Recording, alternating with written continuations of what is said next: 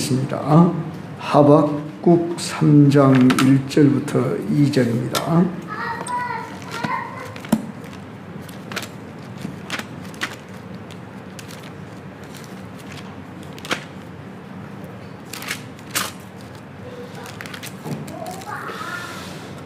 시기 온옷에 맞춘 선지자 하박국의 기도라. 우리 다 같이 한 목소리로 2절은 합독하십시다. 여호와여, 내가 주께 대한 소문을 듣고 놀랐나이다. 여호와여, 주는 주의 일을 이 수년 내에 부응하게 하옵소서. 이 수년 내에 나타내시옵소서. 진노 중에라도 긍휼을 잊지 마옵소서. 아멘. 우리 다 같이 일어서서 찬양으로 영광 올려드리겠습니다.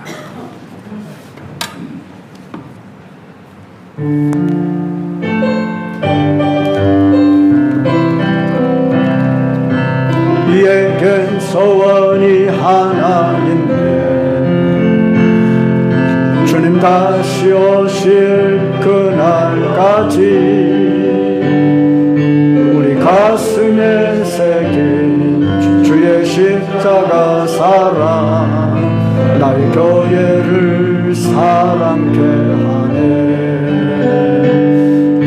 주의 교회를 향한 우리 마음, 희생과 포기와 가난과 고난, 하물며 죽음조차 우리를 막을 수 없네. 우리 교회는 이 땅의 희망, 교회를 교회되게 예배를 예배되게 우리를 사용하소서. 진정한 부흥의 날 오늘 예마도록 우리를 사용하소서. 성령 안에 예배하리라. 자유의 마음으로 사랑으로 사역하리라. 교회는 생명이니 교회를 교회되게 예배를 예배되게 우리를 사용하소서. 진정한 부흥의 날 오늘 임하도록 우리를 사용하소서.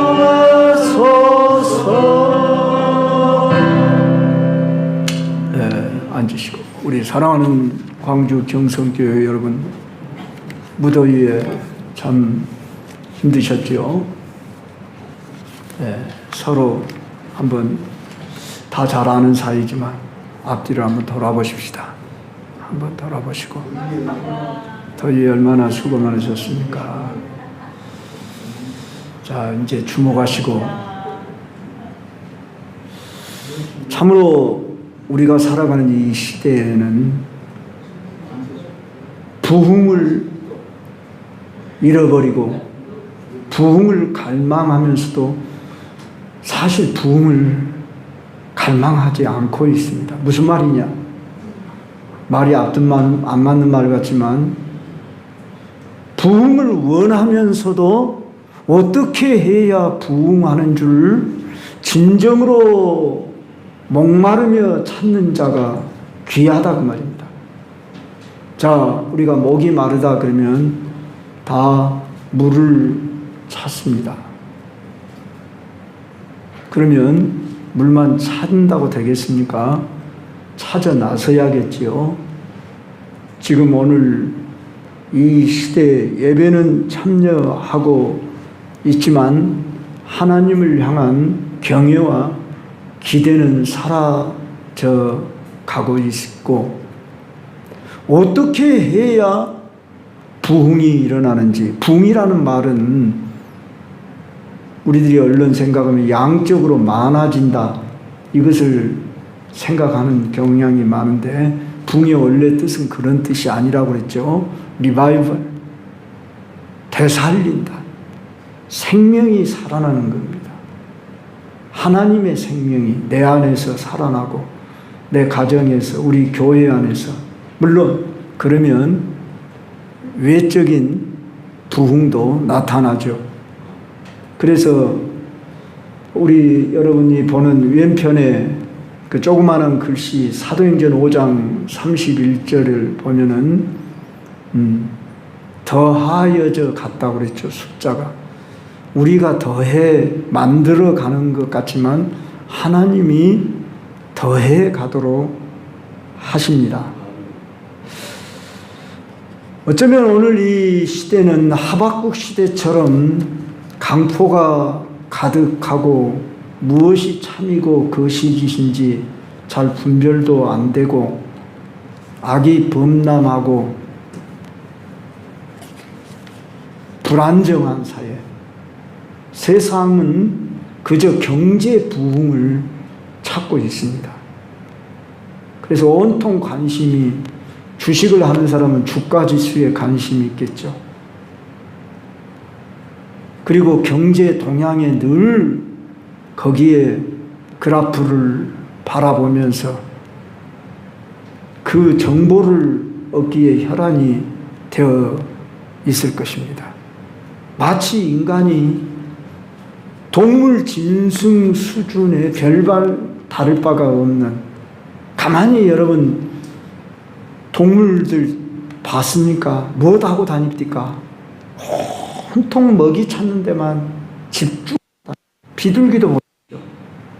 노는 게 아니고 온통 먹이 찾는데, 모든 짐승들은 어쩌면 먹이 찾는데 집중하고 그거에 열중하고 있어요. 근데 사람 또한 동물 수준으로 전락하면 그렇게 될 수밖에 없단 말이에요.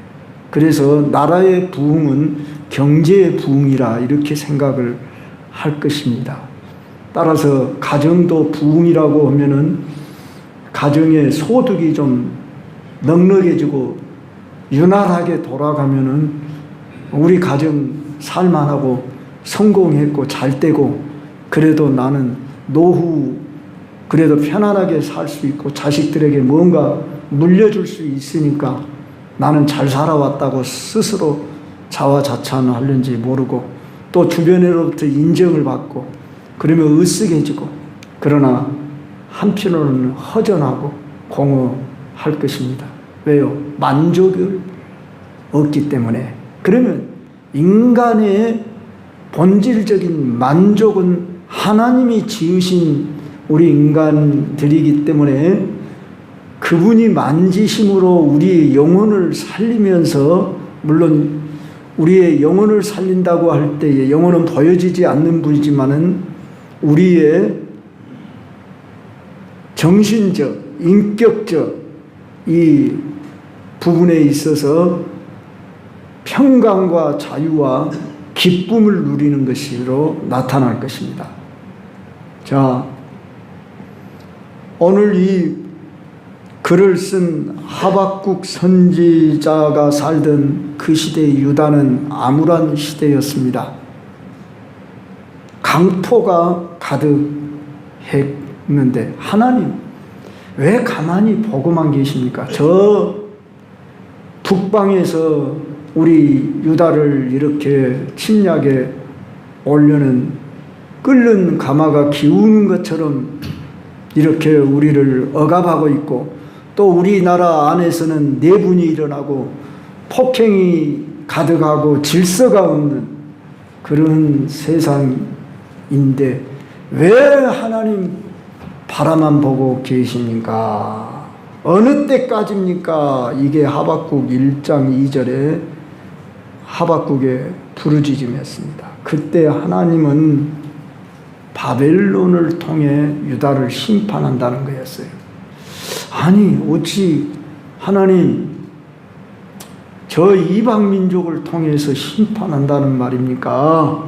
그러면서 하박국은 두렵고 떨림 가운데서도 하나님이 약속하시지 않았습니까? 그러면서 오늘 하박국이 3장에 노래를 한다는 것입니다. 기도라고 했지만 사실 기도는 2절 1절이고 3절부터서는 노래를 하고 있습니다. 그러면은 하박국이 시기오넛에 맞춘 선지자 하박국의 기도라고 했는데, 이 시기오넛이라는 말은 딱 여기에 한 번밖에 쓰여지지 않는 단어여서 도대체 이 말이 무슨 말인지 정확히는 알 수 없답니다.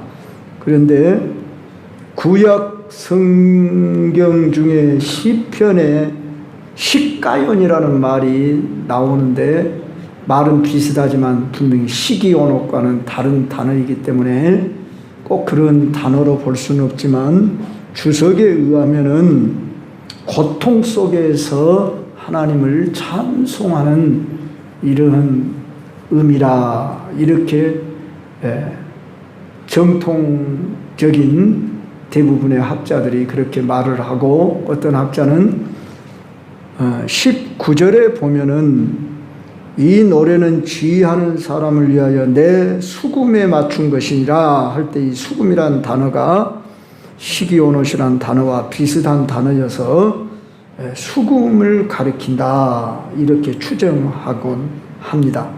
그런데 방금 정통적인 해석이라고 하는 고통 속에서도 하나님을 찬양한다고 하는 이 단어라는 의미로 우리가 받아들이면서, 단시 상황이 절망적인 상황이었지만 하나님 앞에 호소하며 부르짖는 그런 음악적인 용어인 시기오넛에 맞춰 지금 하박국이 기도를 하는데, 그 기도의 내용이 짤막한 2절입니다.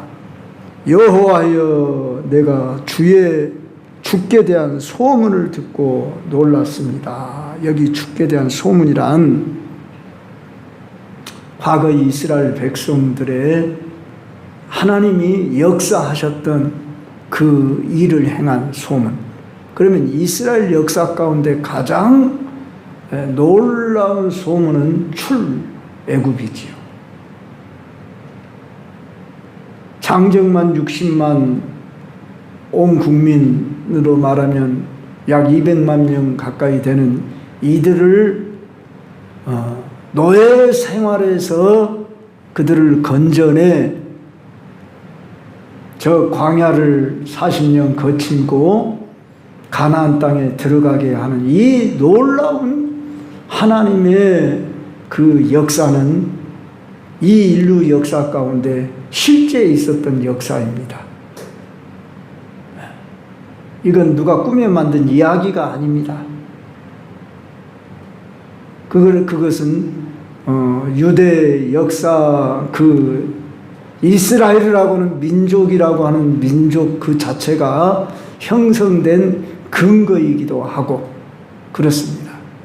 그랬을 때 특히 홍해를 육지같이 걷는 일이란지, 광야를 지날 때 40년 동안 하늘에서 만나가 내려서 먹게 하여 살게 했다든지, 물이 없어 목말라 외칠 때에는 반석을 치든지 반석을 명하여 물을 내게 해서 쪼개진 반석을 통해 광야 백성들을 먹이신 일이라든지, 이런 모든 역사가 기적의 능력의 역사, 가나안 땅에 들어가서도 그 가나안 민족들을 다 물리치며 이기게 하신 일이라든지, 이런 그 놀라운 과거 하나님이 이 백성들에게 이루신 그 역사를 기억하고 놀랐습니다. 그런 말이 되겠습니다. 즉 지금 우리 유대 땅이 이렇게 혼란스럽고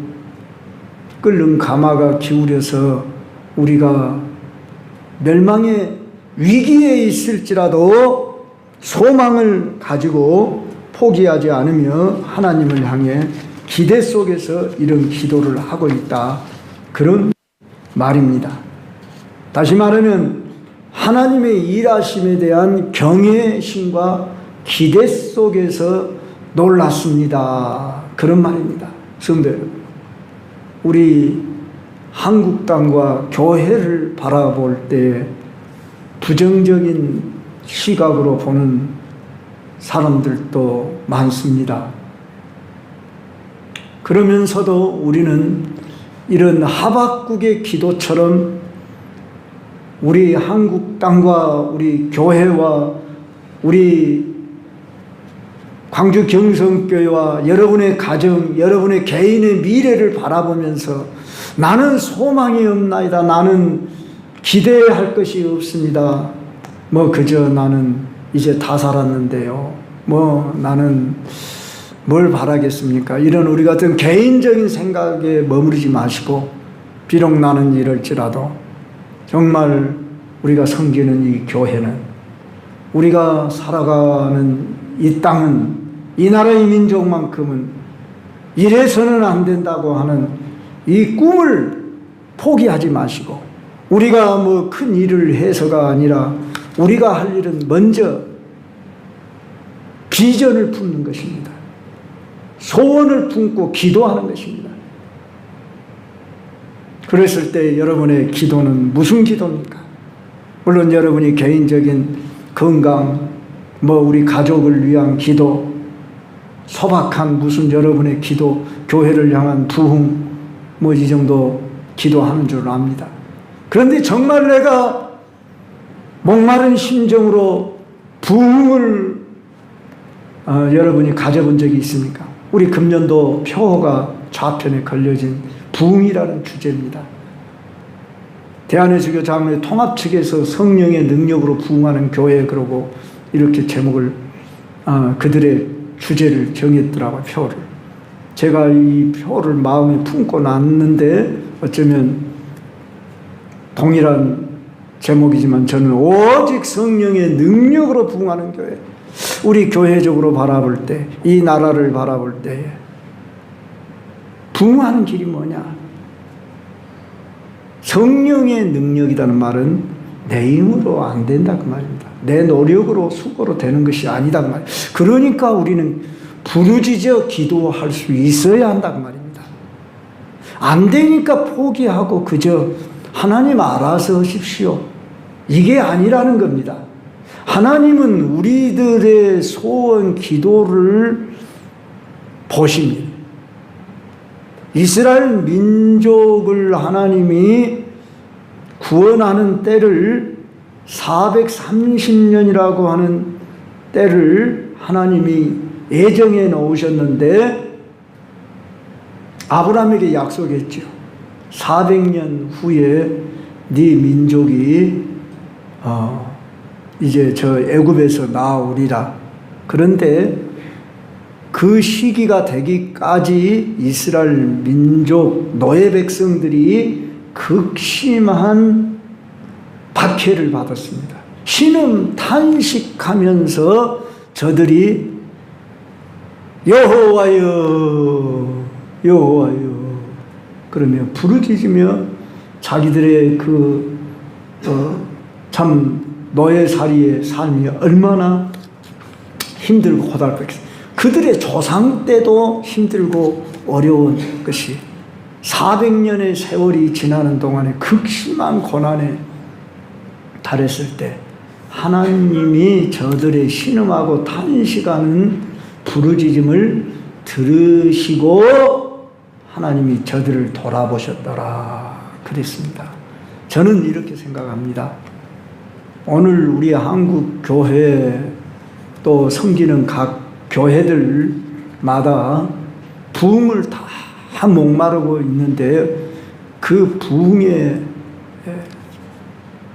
출발이 어디서부터 시작되어야 할 것인가 할 때 바로 이 하박국이 부르짖는 이 기도가 있어야 되겠다는 것입니다. 그러면 그 기도가 뭡니까? 여호와여 주는 주의 일을 이 수년 내에 부흥하게 하옵소서 그랬습니다. 자, 여기서 부흥은 환경이 아닌 상황에 바꾸어지는 어떤 그런 모습이 아닌 하나님의 임재를 가리킵니다.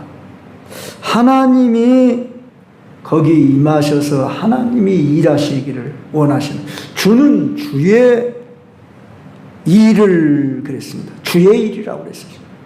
그리고 주님이 그 일을 하셔야 한다. 그런데 이 수년 내에 했을 때는 꼭 몇 년이라고 하는 그 수년이 아니라 가까운 시일 내에 이런 의미가 담겨 있지 않겠습니까?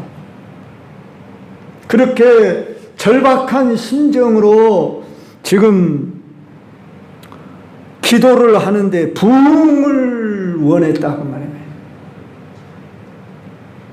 부흥. 제가 부흥이라는 주제를 가지고 몇 년 전에 설교를 여러 차례 했습니다. 잊었을 수도 있고 또 그 말이 무슨 뜻인지 긴가민가 할 수도 있지만 방금 다시 제가 말씀드린 대로 내 영혼의 생명을 소생시키신다. 하나님의 생명으로 살리신다. 이런 의미입니다. 이 세상에 하나님이 개입하시면 모두 변화되고 살아납니다. 이 무더위 속에 오늘 조금 날씨가 선선해졌다기보다도 후덥지근하지만 비가 좀 뿌림으로 인해서 좀 더 나아지고, 하나님이 비를 내리시지 아니하면 살아갈 수 없는, 지금 더위가 우리나라만의 더위가 아니라 제가 유튜브나 이런 데를 참고해 보니까 세계 전역에 이 온열 질환으로 극심한 더위로 지구촌이 몸살을 앓고 있습니다. 그러니까 우리 한국, 우리 땅만 그런다 생각하지 마십시오. 우리가 함께 지금 다 고통 중에 있습니다. 이 조그마한 날씨 몇 도만 더 올라가도 참을 수 없는 연약한 우리 인생들이 하나님을 의지하지 않고 그분을 바라보지 않고 무슨 방법으로 되지 않는다는 것을 우리는 알아야 합니다.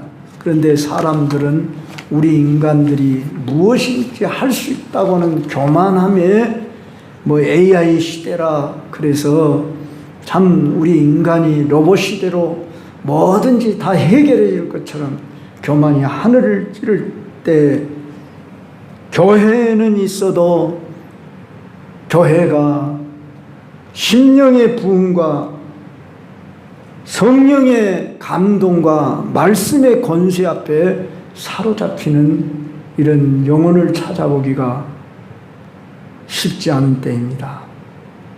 하나님의 부흥은 과거에 있었던 사건이 아니라 지금 우리에게 일어나야 할 과제, 무엇보다도 우리가 시급하게 구하고 찾아야 할 기도라는 것입니다.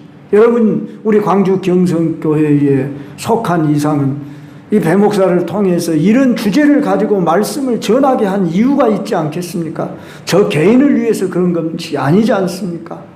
바로 저와 여러분만이라도 살아 역사하는 이 부흥이 우리에게 주어진 시급한 과제로 우리에게 준 기도의 제목이라고, 이렇게 저는 무슨 말씀을 전해야 할 것인가 때로는 막 몸부림을 치고 일주일 내도 찾아도 마음에 들어오지 않으면 정할 수가 없을 때가 있습니다.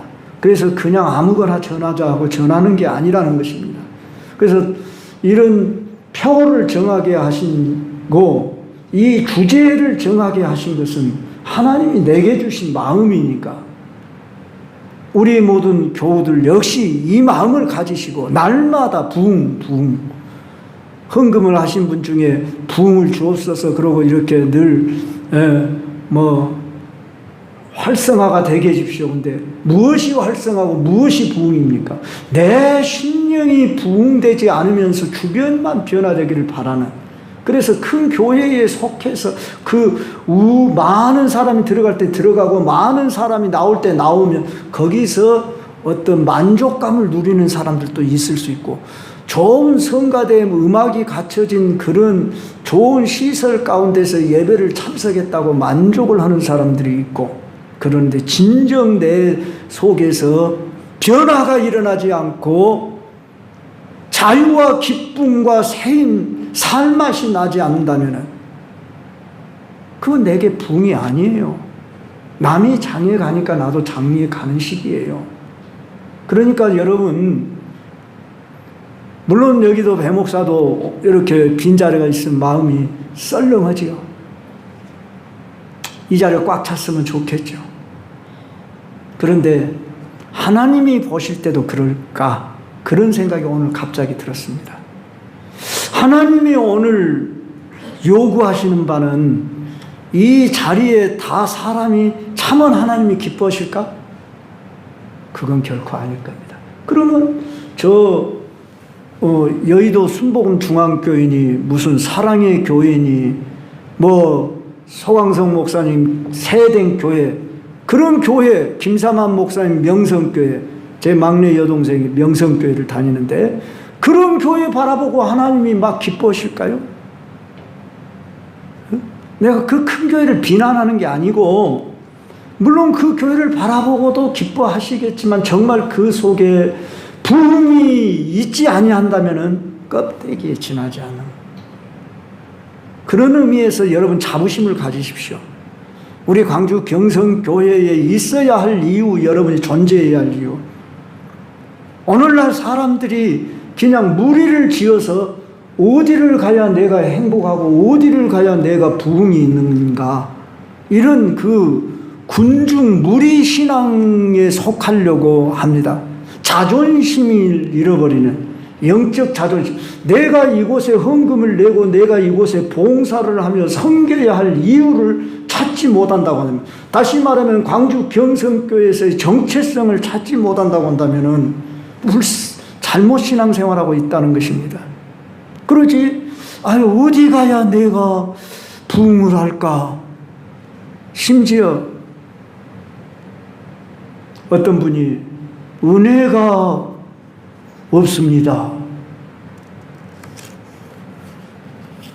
그런 말을 할 때에, 물론 제가 그 부분에 있어서 각성해야 할 부분도 있지만 그 심령이 얼마나 죄송한 말이지만 병들었는가, 그런 진단이 내려집니다. 내 자신에서 문제를 찾아야 하는데 환경 상황에서 문제를 찾으려고 그래요. 절대로 그러면은 그 안에 부흥이 일어나지 않습니다. 요새는 얼마나 좋은 시대입니까? 그래서 유튜브 교인들이 많은 거예요. 유튜브 들어가서 자기가 원하는 사람의 그 메시지 듣고 그것으로 만족하고 그것으로 내 심령에 부흥이 일어나는 줄 알고 있습니다. 내 자신이 어떠한 상황, 환경과 상관없이 나는 하나님이 주신 말씀과 기도면 충분합니다. 이래야 하지 않습니까? 그러면서 나는 이곳에서 무엇을 하며 내가 이곳에서 어떻게 함으로 이 교회를 살리고 이 지역을 살릴 것인가 하는 좀 더 밖을 향하여 내가 할 일을 찾아야 할 것인데, 항상 안으로 내 자신이 만족을 누리지 못해서 나를 좀 만족시켜 달라고, 나를 만족시키지 못하는, 물론 아직 어린아이 신앙이니까 그러죠. 어린아이는 왜 웁니까? 내 배를 채워주지 않는다고 우는 거 아닙니까? 내 치근거리는 이 엉덩이 이걸 해결해 주지 않는다고 우는 거 아닙니까? 그거 아니에요. 배고프다, 아프다, 나 여기 힘들다, 그것 때문에 우는 거예요.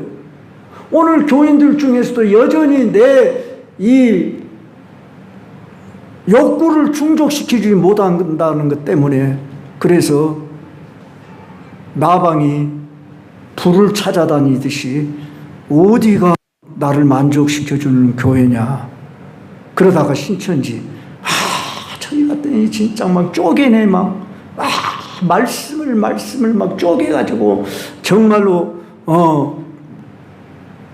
가르쳐 주네. 왜 저가 저렇게 많이 모일 것인가? 뭔가가 있으니까 그럴 거 아니냐? 우리 한국이 이단이 심각한 수준입니다. 하나님의 교회.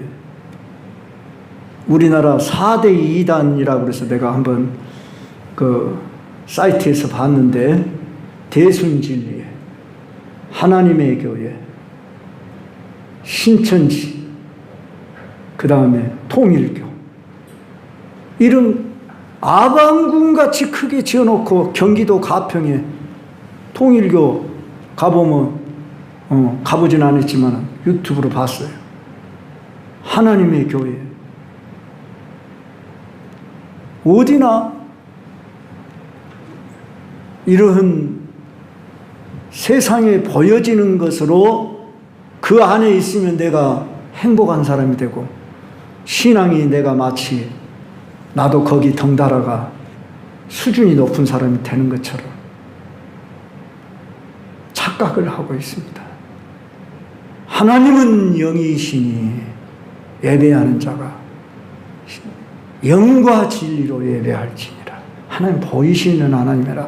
안 보이시면 안 계신 곳이 없이 어디나 계시는 하나님, 무소부재하신 하나님, 영광의 하나님, 우주보다 크신 하나님, 우주를 만드신 하나님, 무엇을 하신들 못하실 수가 없으신 그 하나님의,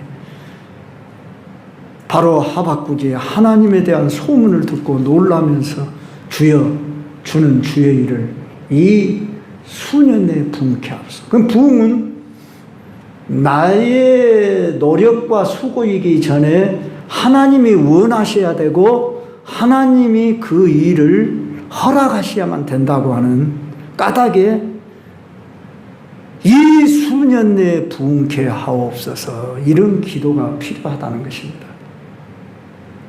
내 편에서 내가 하는 것이 아니라는 겁니다. 한때는 저도 몰랐을 때는 내가 하면 할 줄 알았습니다. 어디든 주여 보내시옵소서.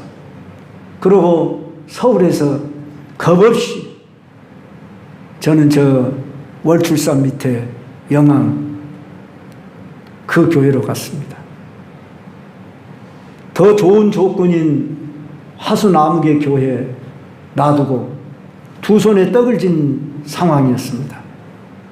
그런데 더 연약한 교회로 저는 갔습니다.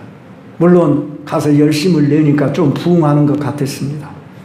한 30명 모인 교회가 제가 떠날 때는 한 50명 이상 모이고 부흥을 하는 것 같았습니다.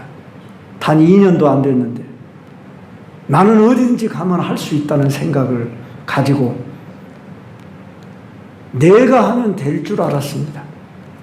그래서 또 나주로 제가 선도 보지 않고 몇 명 모인지도 모르는 교회로 또 부르니까 또 그곳으로 갔습니다. 물론 열심을 내서 해온다고 하지만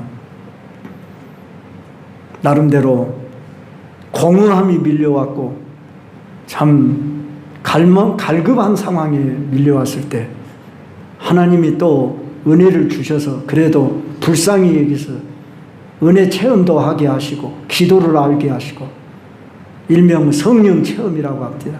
그러나 그것이 전부가 아닙니다. 어떤 분들은 뭘 체험했다 그래가지고 그것을 가지고 그것만 붙들고 그것이 자기를 오직 뭐 살리고 자기를 뭐 대단히 자기를 사랑해서 자기를 이끌고 가는 큰 무슨 근거가 되는 것처럼 생각하는데 우리에게는 이미 말씀을 다 줬습니다. 그 말씀 매일 생활 속에서 기도 그 가운데서 주님과의 교제하는 삶 이게 더 중요한 것입니다. 그래서 성령의 열매들을 맺히면서 능력 있는 그리스도인으로 살아가는 삶 이게 부흥입니다. 여러분 물론 체험이 있으면 좋습니다. 없는 것보다. 체험을 무시하는 말은 아닙니다. 그러나 체험만 붙들고 가지 마시고 여러분들에게 더 중요한 것은 내게 주신 말씀과 기도, 이것이면 충분합니다. 아니, 예수 그리스도면 충분합니다. 할렐루야. 이렇게 되셔야 합니다. 거기에 플러스 알파가 필요하지 않습니다. 그래서 이제 이 수년 내에 부흥을 달라고 하면서 이 수년 내에 나타내시옵소서 그랬습니다. 하나님의 영광이 나타나는 것이 부흥입니다. 광야에 있어도 하나님의 영광이 나타났습니다. 구름 속에 영광의 쇠키나라고 하는 구름이 성막의 그 법궤에 머물러 영광이 머물렀습니다. 시내 산에 하나님이 강림할 때 두렵고 떨림으로 하나님을 차마 바라볼 수 없는, 하나님의 음성을 들을 수가 없을 정도로 뇌성경락과 함께 들려질 때 이스라엘 백성이 두려워하면서 하나님이 직접 말하지 말게 하소서, 모세를 통해서 말하게 하소서 하면서 이스라엘 백성이 두려워했듯이 부흥은 하나님을 향한 경외감에서 시작되는 것입니다. 여러분, 하나님을 경험한 사람들은 하나님을 두려워합니다. 한번 보십시오. 이사야 선지자가 그러했지 않습니까? 성전에가 기도하는 중에 스랍 천사가 나타나고 하나님의 영광이 임재할 때 그가 두려워 떨었지 않습니까? 예수님도, 베드로도 예수님의 능력 앞에서 주여 나를 떠나소서 나는 죄인이로소이다, 이렇게 고개를 많이 잡히게 해서 좋아 날뛰는 것이 아니라 도대체 당신이 누구시길래 이런 놀라운 역사를 행하십니까? 이렇게 놀라워하고, 오늘 사랑하는 광주 경성교회 여러분, 하나님을 향한 경외심, 기대감, 이런 마음을 품어보시지 않겠습니까? 여러분들이 조용한 시간이 되면 무엇을 생각하는지 여러분들을 점검해 보시기를 바랍니다. 헛된 생각이 여러분들에게 밀려 들어오고, 조용한 시간에, 물론 요새는 핸폰을 많이 보는 시대이기 때문에 저 역시 핸폰을 안 본다 할 수 없을 만큼 잘못하면 우리가 핸폰에 중독이 되는 위험이 있으니 조심하시길 바랍니다. 그리고 그것을 절제할 수 있는 힘을 기르시길 바랍니다. 그것은 바로 여러분 자신과의 싸움인데, 여러분 안에 계신 성령님이 여러분을 이끄시는, 즉 분별하는 능력을 주셔야만 이길 수가 있는 것입니다. 누가 여러분을 이기게 할 수 있습니까? 여러분도 여러분 자신을 이기지 못하는 것을 중독이라고 말하는 것입니다.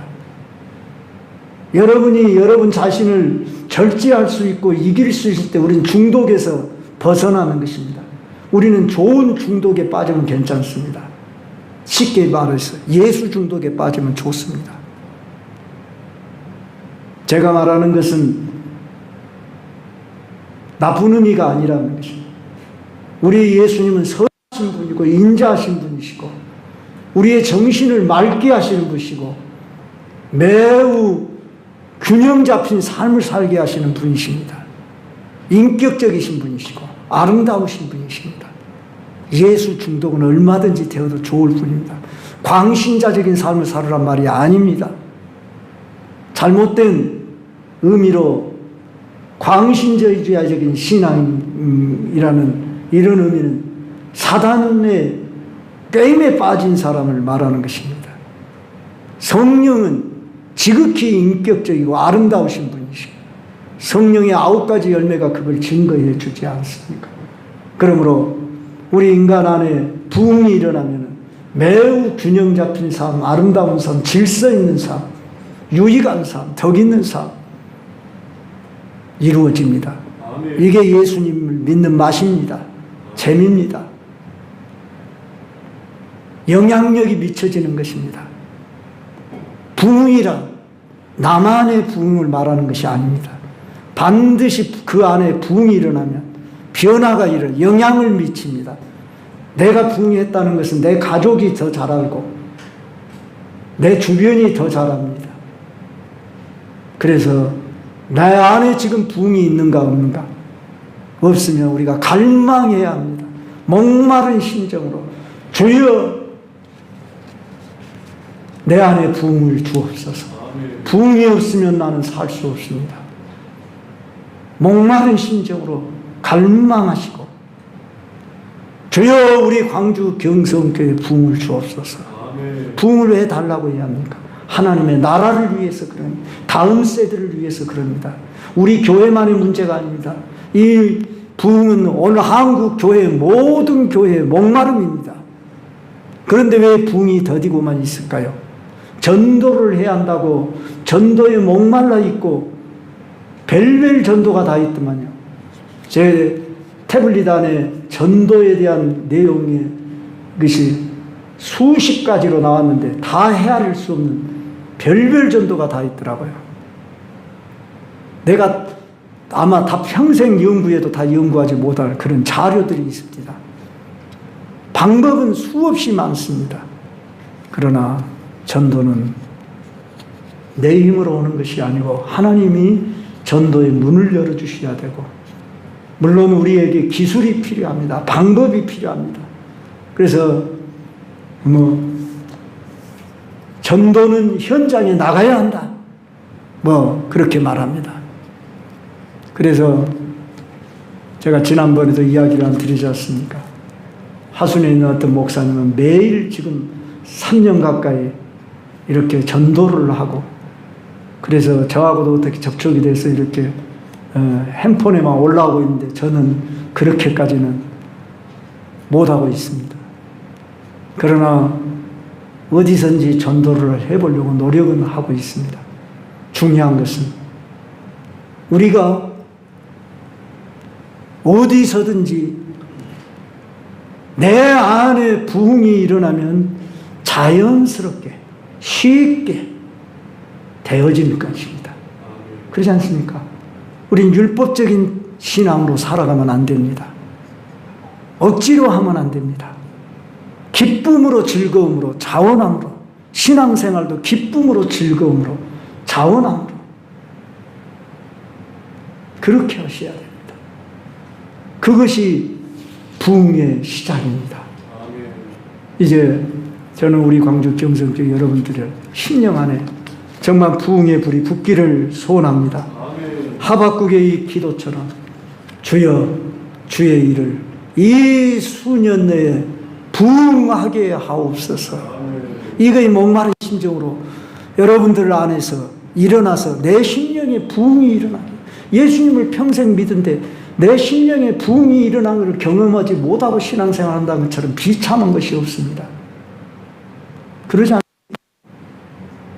그래서 여러분들 안에서 심령에서 부흥이 일어나야 되고, 이 부흥이 나를 통해서 주변에 영향력을 미쳐서 변화를 일으켜야 하는데, 여전히 어린아이 신앙으로 나를 만족시켜달라고, 내 목마름의 문제만 해결해달라고 여기에 목말라였고, 어디 가야 내가 목마름을 해결할 수 있냐고. 진리는 멀리 있지 않습니다. 등잔 밑이 어둡단 말이 있듯이 가까이 바로 여기 있습니다. 여러분 바로 앞에 있고 여러분 안에 있고, 진리를 다른 데서 찾지 마십시오. 생명을 다른 데서 찾으려고 하지 마세요. 주님이 필요하다면 옮기시게 할 것입니다. 내가 인위적으로 옮기려고 하지 마십시오. 미국을 가야 할까? 스위스를 가야 할까? 요새 유튜브를 보고 우리 한국에 돈 많은 사람들이 한국을 막 떠난다 그럽니다. 불안하대요, 우리나라가 지금. 정치적으로도 불안하고 경제적으로도 불안하고.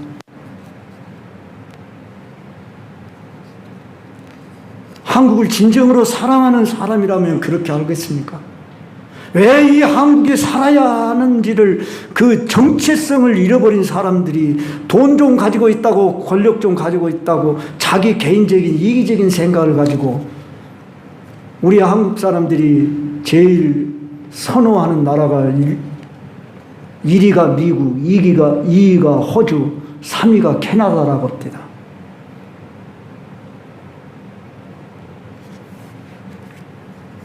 이런 이기적인, 자기중심주의적인 이런 사람들은 분명히 애국자가 아니지요. 우리 선조들의 애국에 의해서 피를 흘리면서 이 나라가 세워졌는데 6.25 동란을 겪은 이민족인데 이 나라를 위해서 내가 무엇을 할 것인가? 이런 당위성을 가지고 산다고 한다면 자기의 그 안일함, 자기 자식들의 다음 안일함을 위해서